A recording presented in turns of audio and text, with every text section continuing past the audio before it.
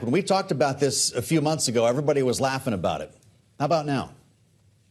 People aren't laughing anymore, Joe. And no, they're not. And they're certainly not laughing in Denmark and Greenland. They're not laughing in Europe. They sure as heck should not be laughing in the United States either. I think when you hear the president, when you hear the vice president, when you hear Stephen Miller, what he said yesterday to Jake Tapper, Americans should be afraid, frankly, of the rhetoric coming out of the Trump administration on this. In large part, I think what John Bolton told you earlier today is right on.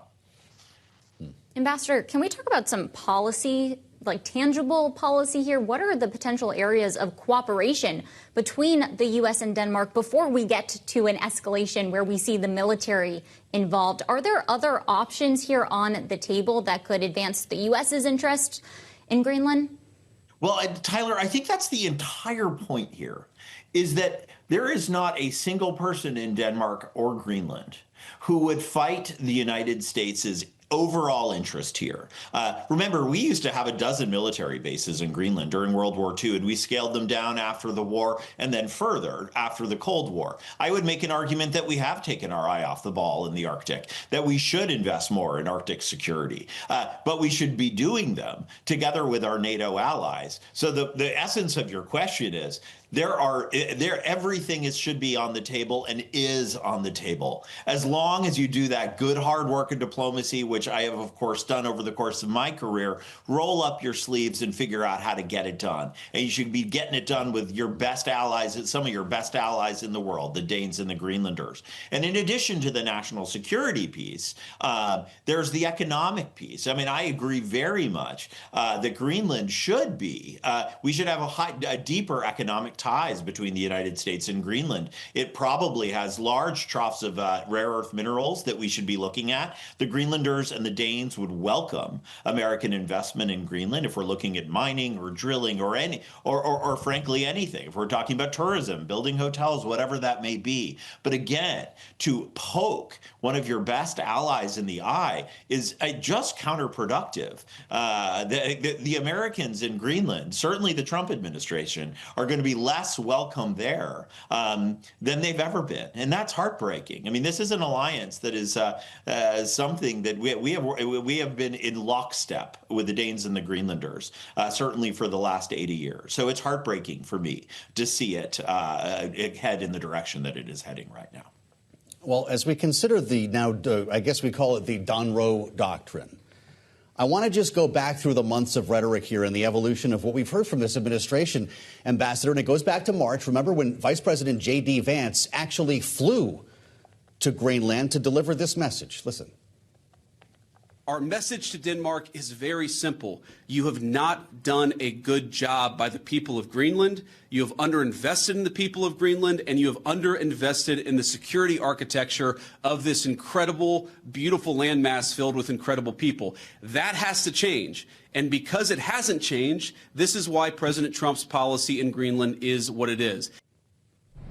Fast forward to last evening, and Stephen Miller, the president's advisor on CNN. We live in a world that is governed by strength, governed by force, governed by power, he said. These are the iron laws of the world since the beginning of time.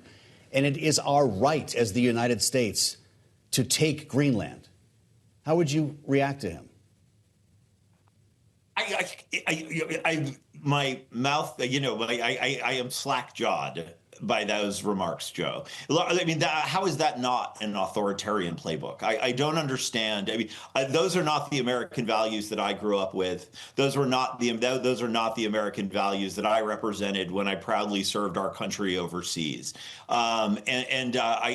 It's heartbreaking. And in other parts of that interview, he has a profound misunderstanding of Greenland and NATO. And it's shocking to me that the deputy chief of staff of the White House doesn't understand how the world works.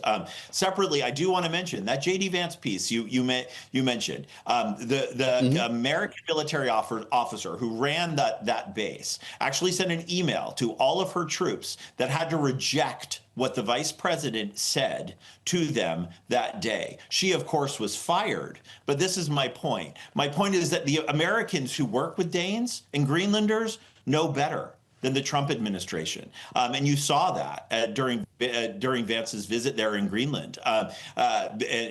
We could obviously cite a million different examples of the partnership.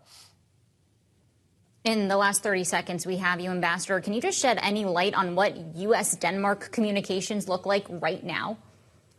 Oh, government to government, Tyler, it's rough. It is. I think that, the relationships, remember, diplomacy, these alliances have been built on one of them, I think, is one of the most important words in the English language, which is trust. And trust has been broken here, guys.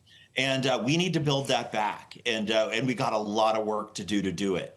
It's heartbreaking, not just to hear from the king or the prime minister, who are friends of mine, but from my friends on the street of Denmark who love the United States and are both angry and heartbroken by our policies here.